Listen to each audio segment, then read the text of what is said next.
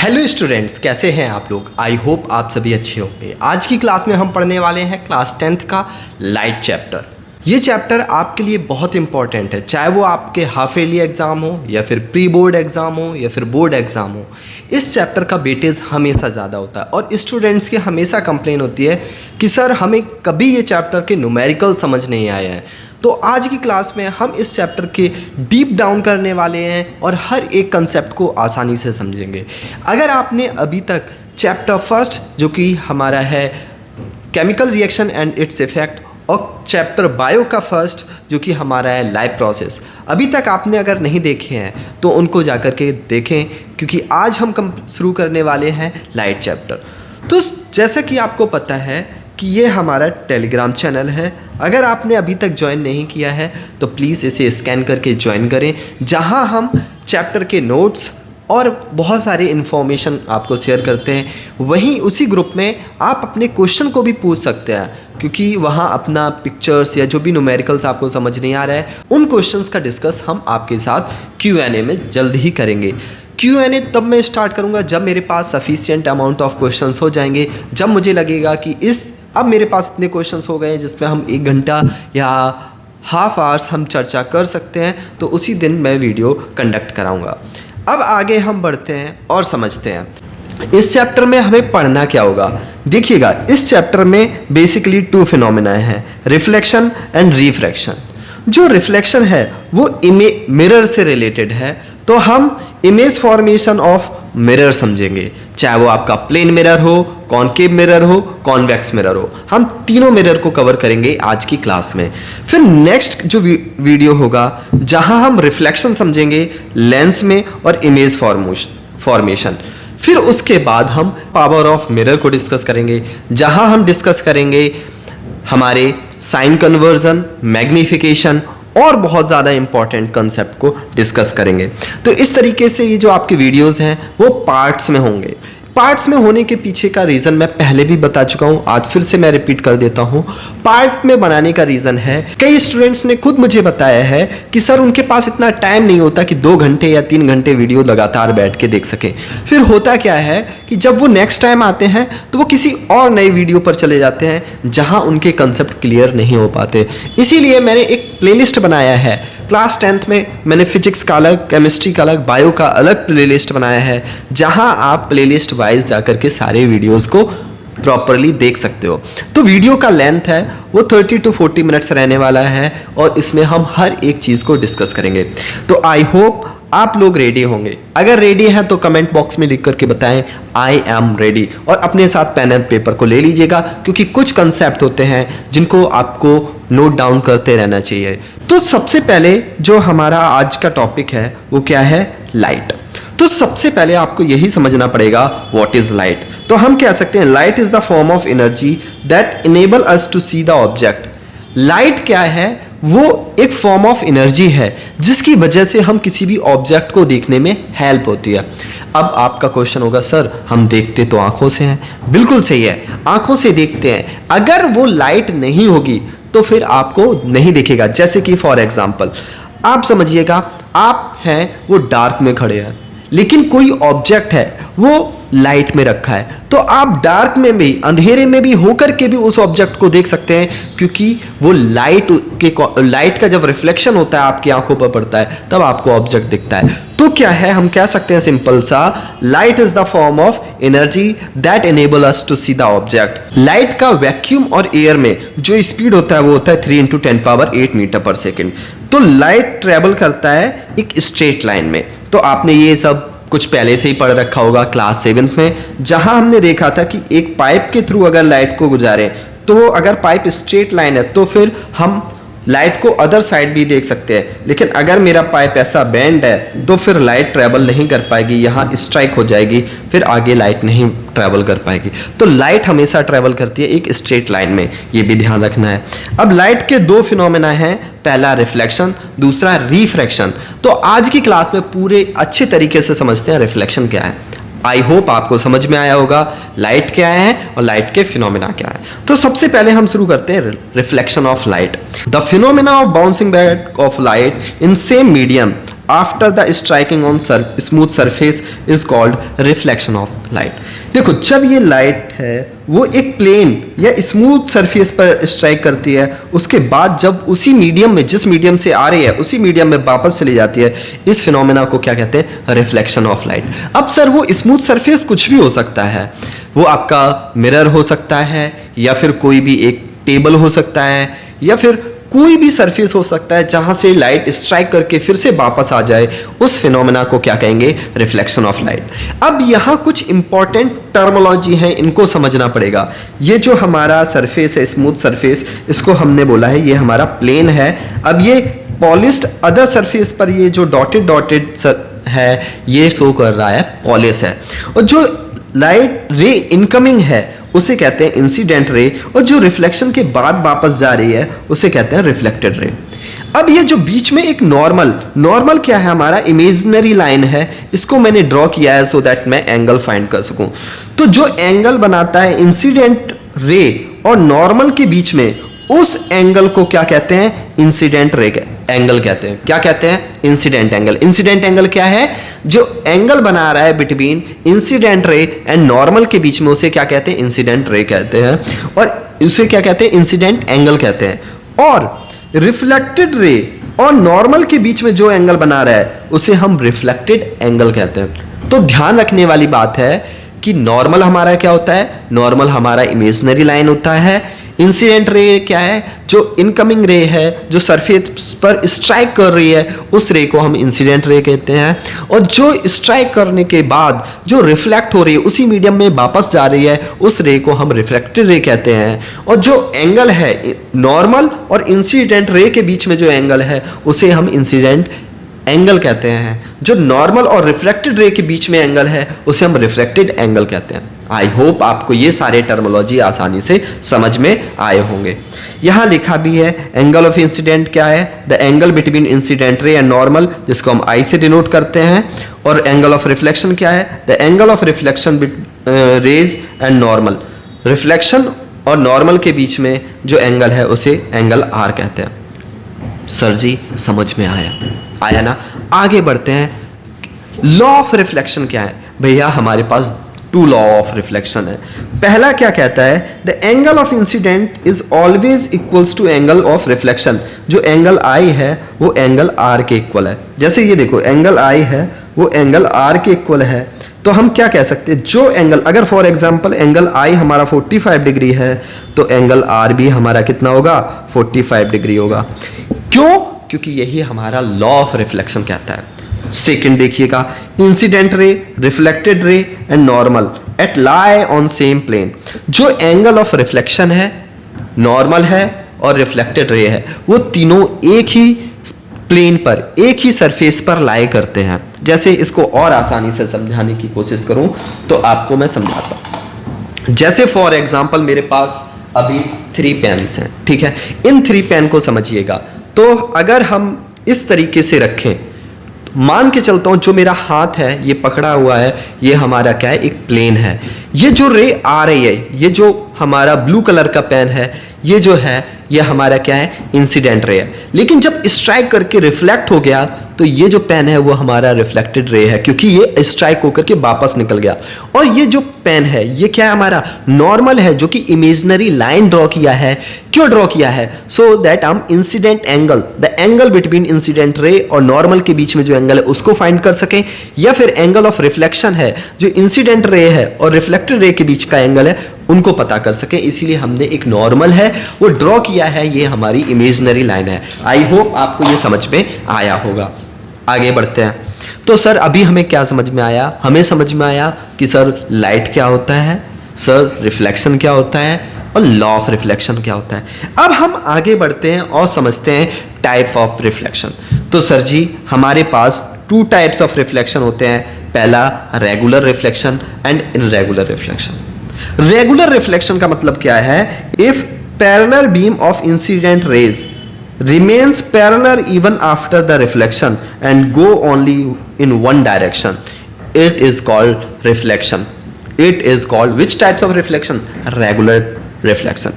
तो अगर कोई भी रे आ रही है और वो स्ट्राइक करने के बाद उसी लाइन में जा रही है, तो ये सारी जो लाइंस हैं, जो इंसिडेंट रे हैं, वो क्या है, सारी पैरेलल हैं, और जितनी भी रिफ्लेक्टेड रे हैं ये भी आपस में क्या है, पैरेलल हैं। तो इंसिडेंट रे है और रिफ्लेक्टेड रे हैं, वो अगर पैरेलल हो गई रिफ्लेक्टेड रे, सारी रिफ्लेक्टेड रे पैरेलल हो जाएं और सारी इंसिडेंट रे पैरेलल हो जाएं और उनका रिफ्लेक्शन एक ही डायरेक्शन में हो, तो हम इसे क्या कहेंगे, ये हमारा है रेगुलर रिफ्लेक्शन। तो रेगुलर रिफ्लेक्शन के लिए हमारा जो प्लेन होगा, जो हमारा सरफेस होगा जहां स्ट्राइक करके वापस करेंगे, वो हमारा स्मूथ सरफेस होना चाहिए और प्लेन सरफेस होना चाहिए। जबकि हमारा इररेगुलर रिफ्लेक्शन है इफ इंसिडेंट रे और reflected rays are not parallel and reflection is not in a one direction, that is called what, irregular reflection। जैसा कि आप देख पा रहे हो, ये इंसिडेंट रे है, रिफ्लेक्टेड रे है, ये इंसिडेंट रे है, रिफ्लेक्टेड रे। क्या इंसिडेंट रे सारी पैरेलल है? नहीं। क्या सारी रिफ्लेक्टेड रे पैरेलल है? नहीं। क्या रिफ्लेक्शन केवल वन डायरेक्शन में हो रहा है? नहीं। तो ये हमारा क्या है, इररेगुलर रिफ्लेक्शन है, और इररेगुलर रिफ्लेक्शन के लिए हमारा प्लेन और रफ होना चाहिए। आई होप आपको ये भी समझ में आया होगा रेगुलर रिफ्लेक्शन और इररेगुलर रिफ्लेक्शन। अब हम आगे बढ़ते हैं और समझते हैं इमेज क्या है।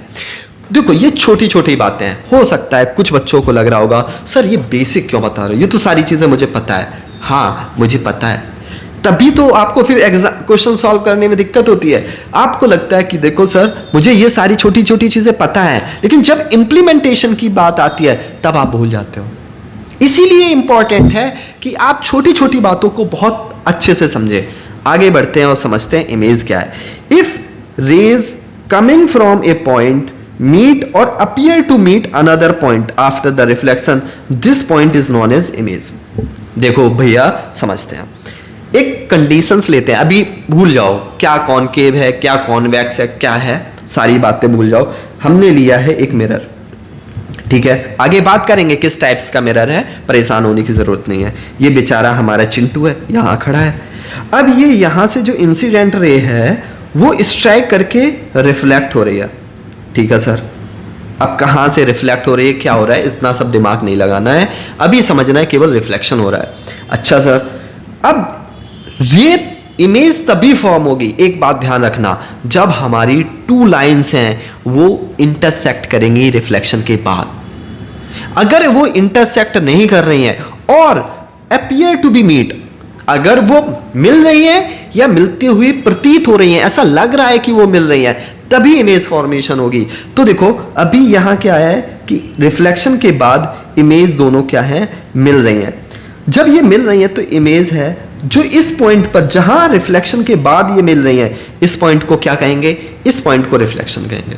अच्छा सर, अब कुछ बच्चों का सर दिक्कत ये होता है कि वो कहते हैं सर यहां भी तो लाइन मिल रही है, इसे क्यों नहीं कहा। देखो भैया, ये लाइन कौन सी मिल रही है, रिफ्लेक्शन के बाद की लाइन से मिलनी चाहिए। तो देखो ये इंसिडेंट रे है, ये भी यहां मिला है, ये क्या है, ये रिफ्लेक्शन रे है।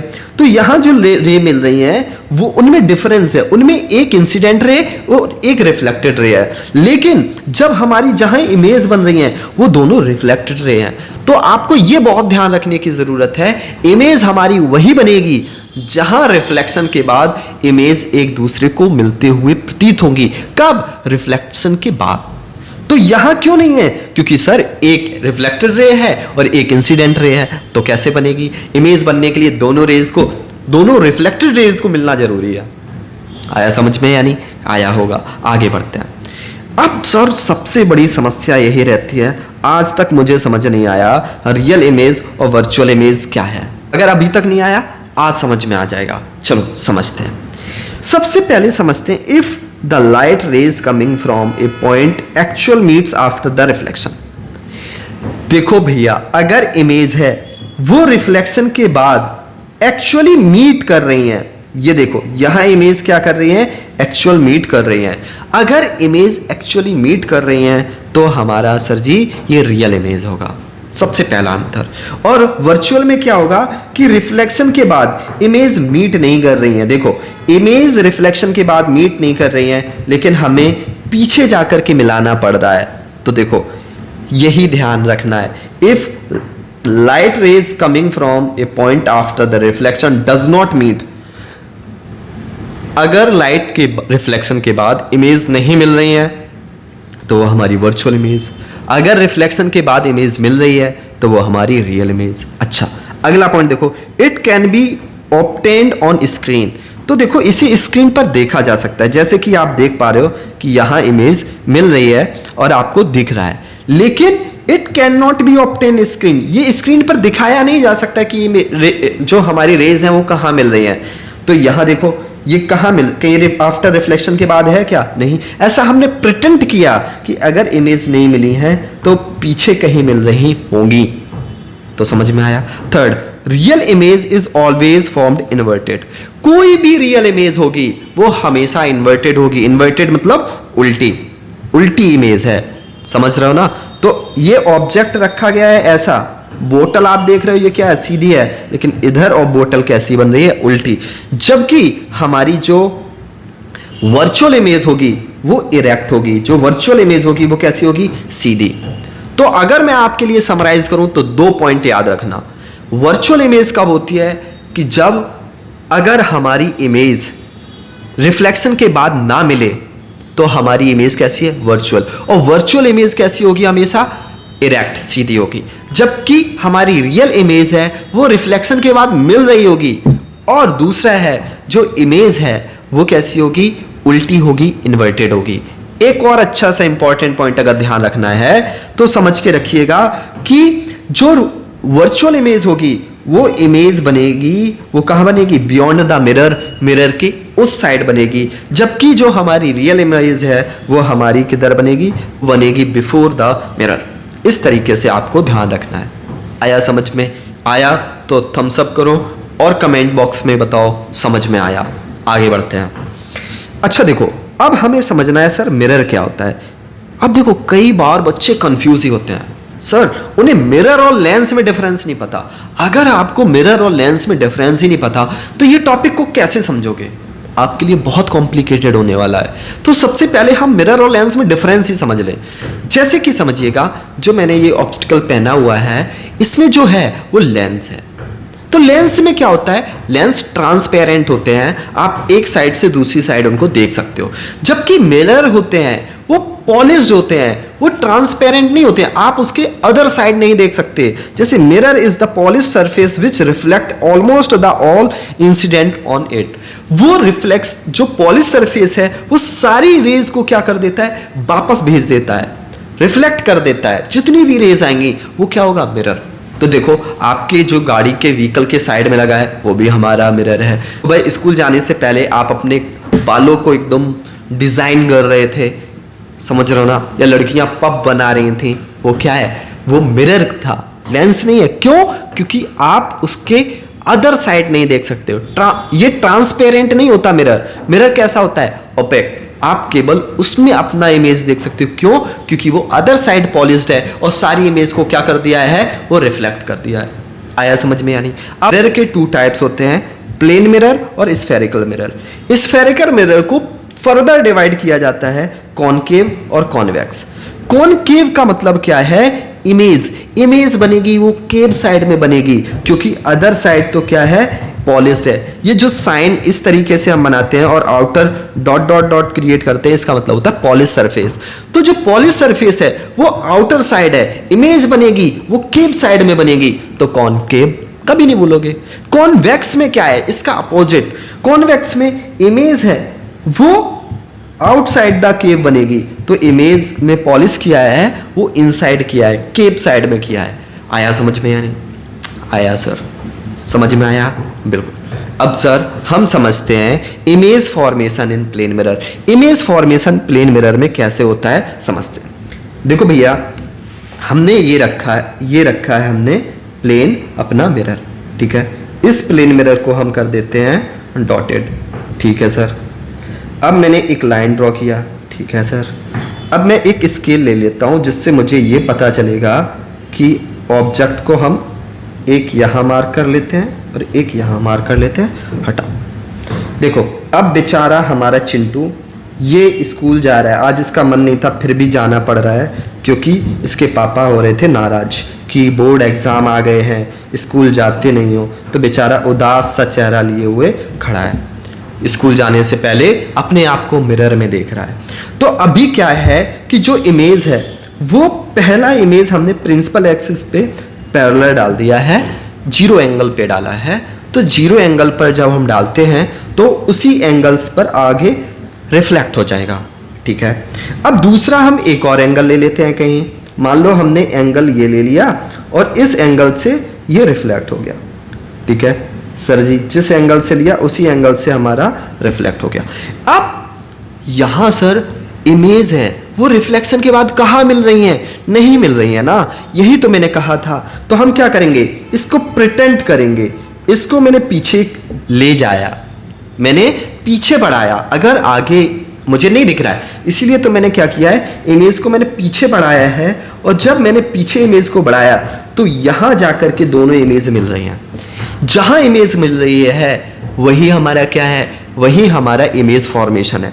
तो ये हमारा चिंटू खड़ा है, ये ऑब्जेक्ट है और ये चिंटू की बन रही है इमेज, ओ और आई से डिनोट कर दिया। तो आप देख पा रहे होगे, अब अच्छे से समझ में आएगा। अभी बताओ कमेंट करके, ये इमेज वर्चुअल है या इरेक्ट? कैसा है सर? ये इमेज है मिरर के बियॉन्ड बन रहा है, तो कैसा है, वर्चुअल है। अगर वर्चुअल बन रहा है तो कैसा इमेज होगा, इरेक्ट। ये तो आपको पता था, अगर वर्चुअल होगा तो इमेज हमारा सीधा बनेगा, तभी चिंटू का सर भी सीधा है। समझ में आ रहा है ना? तो अब हम पढ़ लेते हैं, ये इमेज फॉर्मेशन तो समझ में आ गया। अब हम एक एक करके इनकी प्रॉपर्टीज को समझते हैं और ये बहुत इंपॉर्टेंट हैं। कई बार एग्जाम में डायरेक्ट एमसीक्यूज क्वेश्चन और रीजन असर्शन क्वेश्चंस में आ जाएंगे, ठीक है। तो पहला क्या है, image formation in plane mirror it is always virtual and erect. Reason भी आपको पता चल गया कि वर्चुअल और इरेक्ट क्यों है। दूसरा, the size of the image is equals to the size of object. तो देख पा रहे हो यहां अगर जो चिंटू की हाइट मान लो h है तो इमेज की भी हाइट h ही होगी, क्योंकि प्लेन मिरर में जितनी हाइट ऑब्जेक्ट की होती है उतनी ही हाइट इमेज की होती है। अच्छा, the distance between mirror of the object is equals to the distance of mirror image. तो यानी समझिएगा, अगर हम डिस्टेंस फ्रॉम द मिरर, यानी हम ये कह रहे हैं कि सर मिरर से ऑब्जेक्ट की डिस्टेंस है और मिरर से इमेज की डिस्टेंस है, वो दोनों इक्वल होंगी। आप देख लीजिएगा, आप प्लेन मिरर के सामने खड़े होइएगा और आप प्लेन मिरर की तरफ बढ़ोगे तो आपकी जो इमेज है वो भी आपको अपनी तरफ आते हुए दिखाई देगी, लेकिन आप जैसे ही पीछे जाओगे इमेज भी आपकी पीछे जाती हुई प्रतीत होगी। प्रैक्टिकल करके देखो, घर पे आराम से बैठे हो, मिरर के सामने जाओ और समझ में आएगा अच्छे से। अगला देखो, अगला क्या है, इमेज इज लेटरली इन्वर्टेड। ये इंपॉर्टेंट पॉइंट है। लेटरली इन्वर्टेड का मतलब क्या होता है, राइट का लेफ्ट और लेफ्ट का राइट दिखाई देता है। अगर जैसे मान लो आपने देखा होगा कि अगर मैंने बी ऐसे बनाया है तो मिरर में बी इस तरीके से दिखाई देगा। क्यों? क्योंकि ये हमारा इसी को कहते हैं laterally inverted. Right hand left दिखता है और लेफ्ट हैंड राइट दिखता है। अच्छा सर, एक और ये एमसीक्यूज में कई बार क्वेश्चंस आया हुआ है, the focal length of plane mirror is infinite. जो फोकल लेंथ होता है प्लेन मिरर का वो इन्फिनाइट होता है। तो ये अगर आपको पॉइंट समझ में आ गया, आपकी बहुत सारी चीजें आसान होने वाली हैं। देखो, image formation in plane mirror समझ में आया। आगे बढ़ते हैं, अब हम समझते हैं कुछ इंपॉर्टेंट टर्मोलॉजी सो दैट आपको इमेज फॉर्मेशन आप खुद से कर पाओ। मैं आपसे एक दावा करता हूं, अगर आपने इस वीडियो को एंड तक देखा, आपको इमेज फॉर्मेशन एकदम आसान हो जाएगा। आपके लिए चीज़ें बहुत आसान हो जाने वाली हैं, बशर्ते एक ही कंडीशन है, वीडियो को एंड तक देखो और इन्वॉल्वमेंट के साथ देखो। इन्वॉल्वमेंट का मतलब है ऐसा नहीं कि वीडियो रख दिया चलाते हुए और आप कुछ और कर रहे हैं, आप पेंटिंग कर रहे हैं, ड्राइंग कर रहे हैं, वीडियो रख दिया। तो वीडियो रखने से समझ नहीं आता, वीडियो को देखना पड़ेगा, इन्वॉल्वमेंट के साथ देखना पड़ेगा, तब चीज़ें समझ में आएंगी। आई होप आप मेरी बात को समझ पा रहे होगे। तो देखो समझिएगा, सर हम स्फेरिकल मिरर इसको क्यों कहते हैं, क्योंकि ये एक स्फेयर का हिस्सा होता है। तो अगर हमने एक स्फेयर को इधर कट किया और आउटर साइड पॉलिश कर दिया तो हमारा ये कॉनकेव मिरर बन जाएगा। अगर हमने इधर कट किया और पॉलिश इनसाइड कर दिया तो ये हमारा कॉन्वेक्स बन जाएगा। आया समझ में? ठीक है सर, आया। तो अभी समझिएगा मैंने क्या किया है, इस जो यहां हमने कौन सा लिया है, कॉनकेव मिरर लिया है, आउटर साइड पॉलिश किया है। तो ध्यान रखना, कॉनकेव का मतलब है पॉलिश होगा वो आउटर साइड में होगा और इमेज है वो केव साइड में बनेगी। तो देखो इस पॉइंट को क्या बोला, पोल। तो सबसे पहले हम पोल को समझते हैं क्या है। Pole is the mid point of mirror. तो mid point of the mirror को क्या कहेंगे, पोल। अच्छा, अब distance between pole to centre of curvature, ये जो पॉइंट था इसे हम मैथ में ओ कहते हैं। मैथ में क्या कहते हैं, ओ। सर्कल के मिड पॉइंट को क्या कहते हैं, ओ। लेकिन यही इसी ओ को हम यहां क्या कह दे रहे हैं, सेंटर ऑफ कर्वेचर कह दे रहे हैं और इसे हम सी से डिनोट कर रहे हैं। कुछ नहीं है, वही सेम चीजें हैं। जो अभी तक ओ था वो अब सेंटर ऑफ कर्वेचर बन गया। ठीक है सर। अब जो डिस्टेंस होगा सेंटर ऑफ कर्वेचर से पोल तक का, इसी डिस्टेंस को हम क्या कहेंगे, रेडियस। क्या कहेंगे, रेडियस, और आर से डिनोट करेंगे। तो आपको ये तो पता ही है, रेडियस कुछ नया है आपके लिए नहीं है सर। जो डिस्टेंस होता है वो जो हमारा सेंटर से और जो हमारा सरकमफेरेंस के बीच में जो डिस्टेंस होता है वही तो रेडियस होता है। तो यहां भी वही रेडियस है। ठीक है सर। फोकल लेंथ क्या होता है समझते हैं।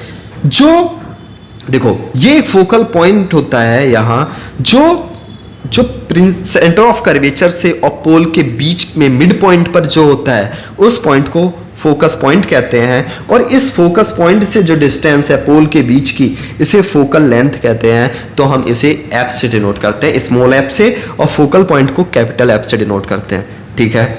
अपर्चर क्या है, जो डायमीटर है ऑफ रिफ्लेक्टिंग सरफेस, जो लेंस का हमारा डायमीटर है, यानी जो लेंथ है वो हमारी क्या है, यही हमारी लेंथ को ही हम क्या कहते हैं, अपर्चर।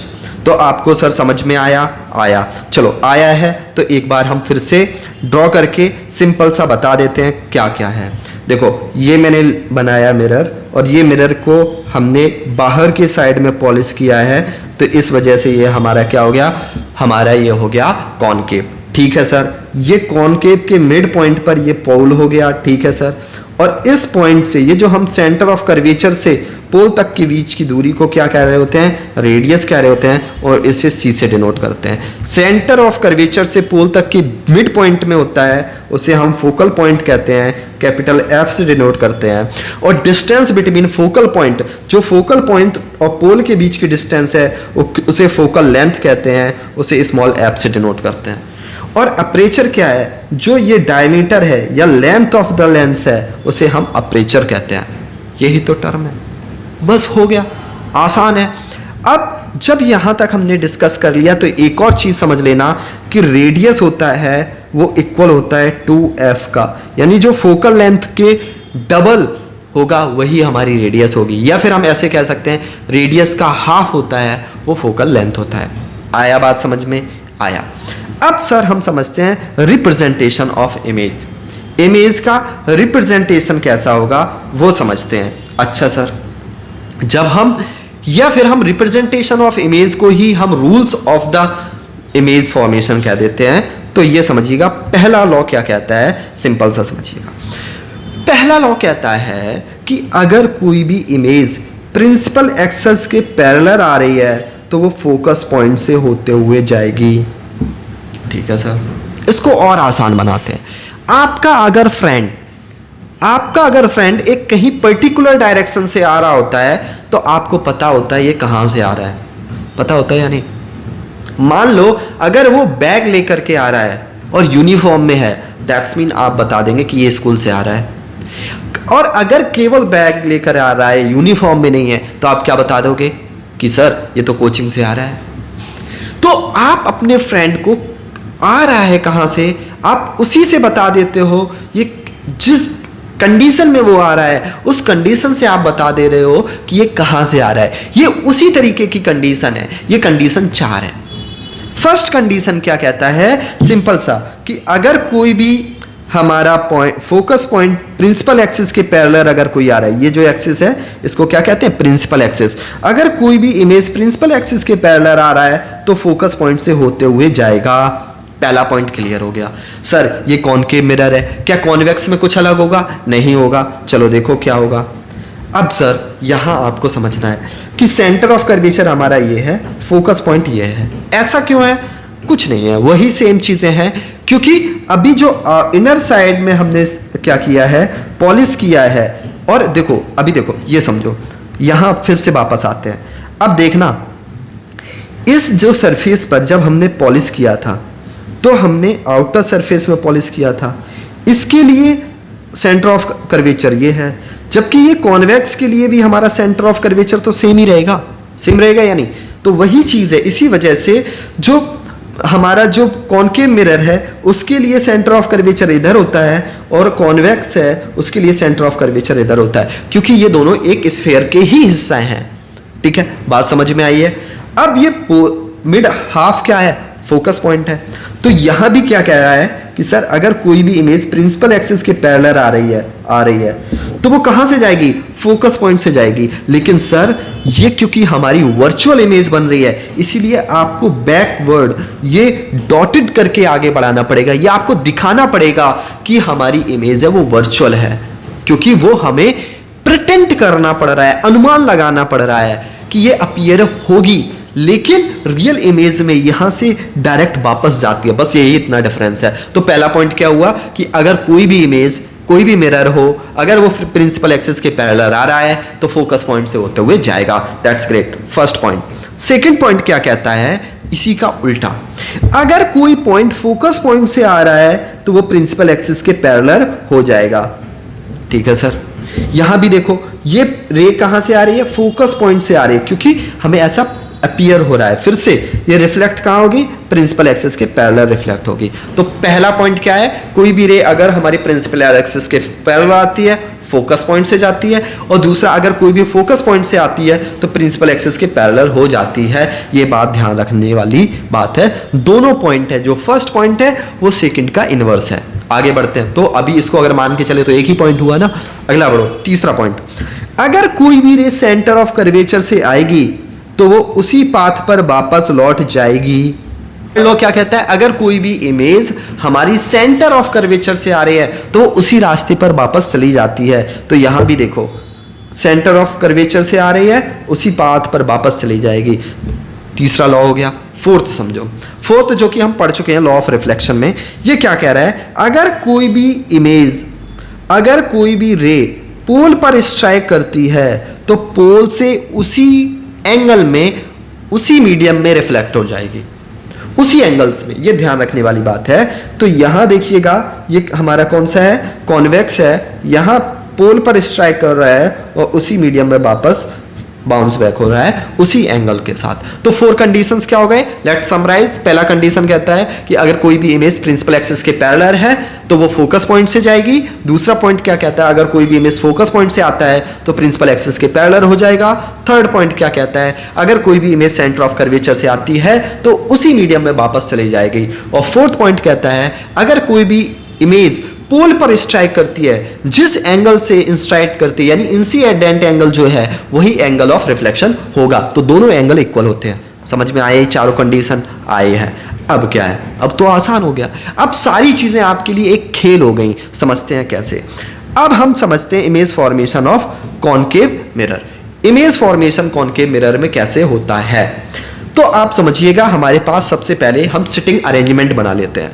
मान लीजिएगा कि एक कंडीशन है, ये आपका प्रिंसिपल पोल है, ये फोकस लेंथ है, ये सेंटर ऑफ कर्वेचर है, और सेंटर ऑफ कर्वेचर से आगे की दूरी को, जो उससे आगे डिस्टेंस है, उसको हम कहते हैं इन्फिनाइट। तो हम यहां केवल 6 प्लेस पर इमेज को रख सकते हैं। पहला हमारा है इन्फिनाइट पे, दूसरा रख सकते हैं infinite of centre of curvature के मिड में, थर्ड हम रख सकते हैं सेंटर ऑफ कर्वेचर पे, और फोर्थ रख सकते हैं centre of curvature and focus point के बीच में, फिफ्थ लिख सकते हैं फोकस पॉइंट पर, फिफ्थ रख सकते हैं फोकस पॉइंट पर, और सिक्स रख सकते हैं फोकस पॉइंट एंड पोल के बीच में। तो यही केवल 6 कंडीशंस होती हैं जहां इमेज हमें रखना होता है। अब यहां से हम पता क्या करेंगे, हम पता करेंगे इमेज का नेचर क्या है, यानी इमेज हमारी रियल है या इन्वर्टेड है। दूसरा, इमेज का साइज कैसा है, इमेज का साइज ऑब्जेक्ट से बड़ा है या ऑब्जेक्ट से छोटा है, और पोजीशन क्या है, इमेज की पोजीशन क्या है। अब देखो भैया, सिंपल सा क्वेश्चंस ऐसे एग्जाम में आ जाते हैं, what is the position of image if we place the object at infinite। अगर हमारा ऑब्जेक्ट इन्फिनाइट पे रखा है, किसमें, कॉनकेव मिरर में, तो हमारी इमेज कहां बनेगी और उसका नेचर क्या होगा। इस तरीके से डायरेक्ट क्वेश्चन आ जाते हैं। तो ये कैसा है, बहुत आसान है कि कोई भी 2 रे डालने हैं। अगर कोई भी रे बहुत दूर रखी है, मान लो जैसे आप अगर मून को देखोगे तो आपको क्या लगा दिखाई देगा, आपको एक स्ट्रेट लाइन दिखाई देगा। तो इमेज बहुत दूर है, तो जब बहुत दूर इमेज होती है तो दोनों इमेज हैं वो प्रिंसिपल एक्सिस के पैरेलल ही आती हैं। जब दोनों रेज पैरेलल आती हैं तो आपको पता है कहाँ रिफ्लेक्ट करेंगी, फोकस पॉइंट पर मीट करेंगी। आया समझ में? ये प्रिंसिपल एक्सिस के पैरेलल आया है, कहाँ मीट किए हैं, फोकस पॉइंट पे। ये भी प्रिंसिपल एक्सिस के पैरेलल आया है, कहाँ मिली है, फोकस पॉइंट पर। अब देखिएगा पोजीशन कैसा है, कहाँ बन रही है इमेज, एट फोकस पॉइंट। भैया इमेज कहाँ बन रही है, फोकस पॉइंट। क्यों? रिफ्लेक्शन के बाद जहां भी इमेज एक दूसरे को कट कर रही है वही तो उनका पोजीशन है, कहाँ है, एट फोकस पॉइंट।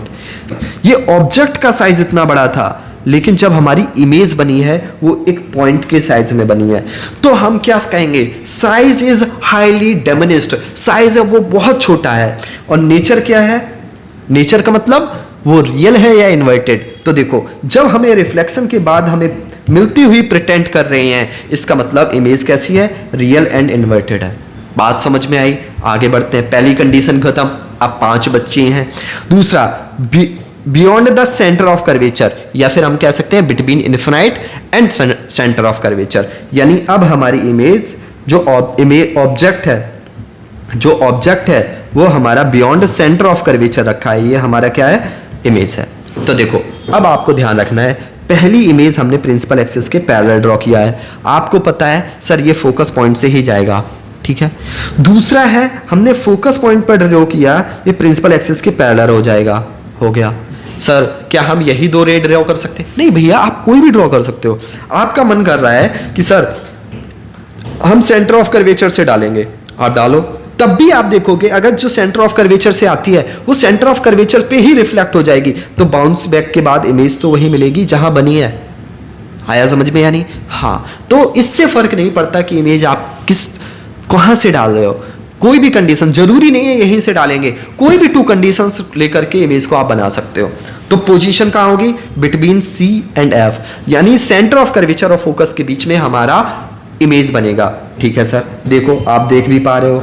दूसरा, साइज कैसा होगा, डिमिनिश्ड, यानी इमेज जो ऑब्जेक्ट है वो बड़ा है लेकिन इमेज अभी भी उतना बड़ा नहीं है जितना बड़ा होना चाहिए। और नेचर क्या है, क्योंकि ये आफ्टर द रिफ्लेक्शन कट होते हुए दिखाई दे रही है, यहां देखो कट होते हुए दिखाई दे रही हैं, तो ये नेचर कैसा हो गया, रियल। और आपको पता है अगर रियल होगा तो इन्वर्टेड होगा। बस कितना आसान खेल हो गया। थर्ड कंडीशन आप खुद समझिएगा, खुद से ड्रॉ कीजिएगा, वीडियो को यहीं पॉज कीजिएगा, खुद से ड्रॉ करने की कोशिश कीजिएगा। को कहां रखा, सेंटर ऑफ कर्वेचर पर। अब अगर जब हमने सेंटर ऑफ कर्वेचर पर रखा तो पहला रो हमने प्रिंसिपल एक्सिस के पैरेलल डाला और ये फोकस पॉइंट से होते हुए जाएगी। ठीक है सर। दूसरी रे है वो हमने फोकस पॉइंट से डाला है तो वो प्रिंसिपल एक्सिस के पैरेलल हो गया। ठीक है सर। तो कहां कट किया, देखो अब ये रफ डायग्राम है, अगर आप स्केल और प्रॉपर पेंसिल का यूज करोगे तो ये उसी प्लेस पर कट होते हुए दिखाई देगी। थोड़ा 19-20 हुआ है लेकिन आप समझ सकते हैं कि इमेज कहां कट हो रही है, एट सेंटर ऑफ कर्वेचर। तो अभी ऑब्जेक्ट भी कहां रखा है, सेंटर ऑफ कर्वेचर, और इमेज की पोजीशनिंग भी कहां है, at C, that mean centre of curvature. Size क्या है भैया, सेम साइज है, जितना साइज इमेज का था उतना ही ऑब्जेक्ट का है, या फिर हम कह सकते हैं जितना ऑब्जेक्ट का था उतना ही इमेज का है। और नेचर आपको पता है रिफ्लेक्शन के बाद अगर वो कट कर गई हैं तो वो रियल एंड इन्वर्टेड होगा। ठीक है सर, आगे बढ़ते हैं तो समझते हैं। अगला हम इमेज को रखते हैं between centre of curvature and focus length. So सबसे पहले हमने क्या किया, हमने ड्रॉ किया कॉनकेव मिरर, और कॉनकेव मिरर में हमने एक पोल लिखा और प्रिंसिपल एक्सिस के पैरेलल एक जो प्रिंसिपल एक्सिस ड्रॉ किया, और ये हमने फोकस पॉइंट, क्योंकि सेंटर ऑफ कर्वेचर का आधा होता है, और इमेज हमने सेंटर ऑफ कर्वेचर और फोकल पॉइंट के बीच में रखा। तो ये इंसिडेंट रे है और रिफ्लेक्टेड रे को हमने व्हाइट कलर से नोट किया है। और दूसरी रे हमने फिर से फोकस पॉइंट से डाला, प्रिंसिपल एक्सिस के पैरेलल हो गया, तो ये कहाँ मिल रही है, beyond the mirror, beyond the centre of curvature. तो अब हमारी पोजीशनिंग कहाँ हो जाएगी इमेज का, बियॉन्ड सी, यानी सेंटर ऑफ कर्वेचर के बाद मिलेंगी। साइज क्या होगा, अब देखो इमेज का साइज है वो बड़ा हो गया है ऑब्जेक्ट के साइज से, तो ये कैसा होगा, मैग्निफिकेशन। और रिफ्लेक्शन के बाद मिल रही हैं तो कैसी होगी, रियल। और आप देख पा रहे हो हमारा ऑब्जेक्ट इस तरीके से प्लेस है, इमेज है जबकि इन्वर्टेड बन रही है, तो नेचर क्या हो गया, रियल एंड इन्वर्टेड। आया समझ में या नहीं? सर आया। फिफ्थ कंडीशन, इमेज को अब हमने रख दिया है फोकल पॉइंट पे। देखो सर, हमने फोकल पॉइंट पे रख दिया है, तो पहला तो हमने at centre of principal axis के पैरेलल डाला, तो फोकस पॉइंट से होते हुए गया। सॉरी। अब देखो समझिएगा दूसरी कंडीशन क्या है। अब सर हम फोकस पॉइंट से नहीं डाल सकते, क्यों? क्योंकि वही हमारा इमेज रखा है। तो अब हम दो कंडीशंस हैं क्या, या फिर हम पोल पर डाल करके पैरेलल कर दें, या फिर हम सेंटर ऑफ कर्वेचर से ही इमेज को ड्रॉ करें और उसी एक्सिस पे पैरेलल वापस हो जाएंगे। तो ये देख रहे हो कि ये दोनों क्या हैं, पैरेलल हो गई। जब इमेज पैरेलल हो जाती है मैथ में, तो हम कहते हैं कि वो कहीं नहीं मिलेंगी। लेकिन साइंस में हम ऐसा मान के चलते हैं, भैया पैरेलल हैं, एक ही डायरेक्शन में दो लोग जा रहे हैं, आज नहीं कल मिल जाएंगे, कल नहीं परसों मिल जाएंगे, लेकिन एक ना एक दिन जाकर के वो मिल जाएंगे। तो यही हम यहां मान के चलते हैं कि अगर दोनों एक ही डायरेक्शन में जा रहे हैं तो वो आगे कहां मिलेंगे, इन्फिनाइट पे। तो पोजीशनिंग क्या होगी, इन्फिनाइट। अब साइज क्या है, ऑब्जेक्ट का साइज इतना है, तो इमेज हमारी हाईली मैग्नीफाइड बनेगी, बहुत बड़ी बनेगी। और नेचर क्या होगा, रियल एंड इन्वर्टेड। क्यों सर, यहां तो मिले नहीं है, लेकिन हम कह रहे हैं ना अभी नहीं मिले हैं, आगे मिल जाएंगे। समझ में आया या नहीं? तो real and inverted. Six condition, आगे बढ़ते हैं। That is the last condition of image formation of concave mirror. अब देखो भैया, फिर से हमने कॉनकेव मिरर बनाया, प्रिंसिपल एक्सिस बनाया, पोल को डोनेट किया, फोकस पॉइंट को डिनोट किया और सेंटर ऑफ कर्वेचर को डिनोट किया। जब भी आप डायग्राम बनाओ तो आप ये आइडियली मान के चलो, स्केल और पेन का यूज करते हुए, कि इन दोनों के बीच की डिस्टेंस वो इक्वल होनी चाहिए। जो सेंटर ऑफ कर्वेचर का है पोल का, और पोल का और फोकस पॉइंट की को जो फोकस पॉइंट है वो पोल और सेंटर ऑफ कर्वेचर को 2 इक्वली पार्ट में डिवाइड करना चाहिए। ये इतना ध्यान रखना चाहिए, ठीक है सर। अब पहला हमने प्रिंसिपल एक्सिस के पैरेलल डाला, फोकस पॉइंट से गुजर गया, ठीक है। अब क्या हुआ, दूसरा कंडीशन देखो, हम नहीं तो अगर हम जैसे for example centre of curvature से डालेंगे तो कहाँ इमेज बन पा रही है, नहीं बन पा रही ना। तो अब हमने क्या किया, पोल्स पर ड्रॉ किया, और पोल से ड्रॉ करते हुए वो उसी एंगल से पर रिफ्लेक्ट हो जाएगा जिस एंगल से वो रे आ रही है। तो अब देखो भैया, इनके बीच में दूरियां क्या हैं, बढ़ गई। जब दूरियां बढ़ गई तो अब नहीं मिलेंगे भैया। कहाँ मिलेंगे, अब सामने नहीं मिल सकते, वो कहाँ मिलेंगे, पीछे मिलेंगे। समझ में ना आ रहा है ना? आपकी अपने दोस्त से लड़ाई हो गई, अब सामने बात नहीं हो रही, अब बात कहाँ हो रही है, इंस्टाग्राम पे। अब बात हो रही है कहाँ, स्नैपचैट पे। क्यों, अब दूरियां बढ़ गई हैं, तो वो पीछे मिल रहे हैं। समझ में आ रहा है या नहीं? तो यही देखो, अब इमेज को हम पीछे लेकर के जाएंगे और ये आगे बढ़ेंगे और यहां जाकर के ये बियॉन्ड द मिरर बनेंगे। अब देखो, जैसे ये पता चला कि ये बियॉन्ड द मिरर है, नेचर क्या हो गया, वर्चुअल। और वर्चुअल हो गया तो आपको पता है इरेक्ट भी हो गया। तो नेचर क्या हो गया, वर्चुअल एंड इरेक्ट। पहली बात। पोजीशन क्या है, बियॉन्ड द मिरर। पोजीशन क्या है, बियॉन्ड द मिरर, ठीक है। साइज क्या है, देखो ऑब्जेक्ट हमारा छोटा सा है, चिन्नू सा, इमेज बन रही है बहुत बड़ी, तो हम क्या कहेंगे, मैग्नीफाइड। इमेज कैसी बन रही है, मैग्नीफाइड। तो आपको पोजीशन पता चल गया, साइज पता चल गया, नेचर पता चल गया, हमारा काम हो गया। तो ऑल 6 कंडीशंस को आप एक बार खुद से ड्रॉ करके देखिएगा। देखो, रट्टा लगाने में बैठोगे तो दिमाग खराब हो जाएगा, ना याद कर पाओगे ना कुछ। बस समझो 4 कंडीशंस ही तो है कि पहला क्या है, प्रिंसिपल एक्सिस के पैरेलल आ रहा है तो फोकस पॉइंट से जाएगा, फोकस पॉइंट से आ रहा है तो प्रिंसिपल एक्सिस के पैरेलल हो जाएगा। अगर कोई भी रेज है हमारी सेंटर ऑफ कर्वेचर पे आ रही है तो हमारी वो उसी पाथ पे फिर से वापस चला जाएगा। पोल से जिस एंगल से आ रहा है उसी एंगल से रिफ्लेक्ट हो जाएगा। 4 कंडीशन, 4 रेज से अब 6 पोजीशन पर अलग अलग करके बैठा के देखो, आप अलग करके देखो और फिर देखो इमेज वहीं बन रही है या नहीं। कुछ खुद से भी करके देखो और तभी चीज़ें समझ में आएंगी। अब हम आगे बढ़ते हैं और आज के क्लास का लास्ट टॉपिक पढ़ते हैं, इमेज फॉर्मेशन इन कॉन्वेक्स। तो भैया कॉन्वेक्स में केवल 2 कंडीशंस होती हैं, एक ऑब्जेक्ट को इन्फिनाइट पर रखते हैं और दूसरा बिटवीन इन्फिनाइट और पोल।